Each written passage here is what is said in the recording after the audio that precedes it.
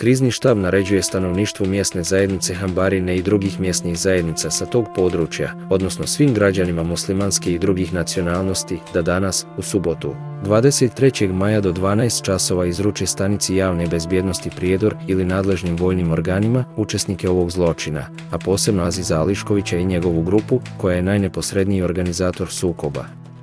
Ovim zločinom svi rokovi i obećanja su iscrpljeni, te krizni štab ne može i neće garantovati bezbjednost građana pomenutih sela sa ovog područja. Krizni štab u Prijedoru, 23. maja 1992. godine. U 12 časova se putem radio Prijedor javio major Radmilo Zeljaja, koji je ponovio ultimatum i produžio rok do 12 časova i 30 minuta, uz prijetnju da će granatirati selo. Pola sata nakon utvrđenog roka, vojska Srpske Republike Bosne i Hercegovine izvršila je artiljerijski napad na Hambarine i čišćenje terena na kome su bile koncentrisane zelene bere. Granatiranje je vršeno iz 3 pravca, s područja Karana na sjeverozapadu, s područja Urija i s područja Topića brda. Granatiranje Hambarina trajalo je otprilike do 15 časova, odnosno 2,5 sata. Nakon toga su iz pravca Prijedora krenula 2 do 3 tenka iza kojih je išla pješadija. Teritorijalna odbrana je pokušala odbraniti selo, ali su seljani morali da prebjegnu u druga sela ili u šumu Kurevo kako bi izbjegli granatiranje. U maju 1992. došla je velika grupa ljudi iz sela Hambarine i mi smo ih zadržali u našim kućama nekih 7-8 dana. To je bilo taj dan kad su napadnute Hambarine. Mogao sam da vidim par tenkova koji su pucali na Hambarine, a mogao sam dobro da čujem pucnjavu i da vidim kad ti ljudi kreću se naprijed prema Hambarinama, vojnici, kad se stanu ili onda ponovo krenu u Hambarine. Mogao sam da vidim kako gore kuće, mogao sam da vidim dim detonacije.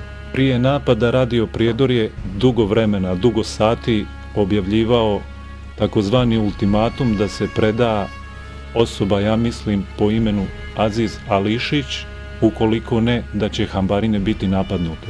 Znao sam da je prije bio milicioner i znao sam da je jedna grupica srpskih mladića na Hambarinama pucala iz auta na nekakav punkt ili kuću, ne znam točno što, a da je tamo Aziz Ališić, ako se već tako zove, pokušao da pruži otpor. Bili su totalno prestrašeni i govorili su da Srbi ubijaju sve koje hvataju, da siluju žene i da pale kuće. Dok je trajao artiljerijski napad na Hambarine, okupacione vlasti iskorištavaju napeto stanje u samom gradu Prijedoru. Odmetnuti policajci koji su potpisali lojalnost Srpskoj demokratskoj stranci su pogazili pravila službe i počeli su sa prvim kidnapovanjima uglednih Prijedorčana. Pritvor u zgradi stanice javne bezbjednosti Prijedor je bio prva stanica na putu u masovne grobnice za mnoge građane Prijedora. 23. maja 1992. godine policajci Ranko Kovačević, Svani Bato i Brane Cvić bespravno su zatvorili sljedećih 7 lica u pritvorsku jedinicu stanice javne bezbjednosti Prijedor centar. Doktor ginekolog Željko Sikora, porijeklom Čeh, prvi zatočenik. Jusuf Cerić, trgovac zaposlen u preduzeću Naftagas. Damir Arslanović, sin vlasnice ugostiteljskog objekta Danica, rođen u Nizozemskoj. Profesor srednje ugostiteljske škole Ilijaz Musić. Mehmed Turšić, direktor Poreske uprave u Prijedoru.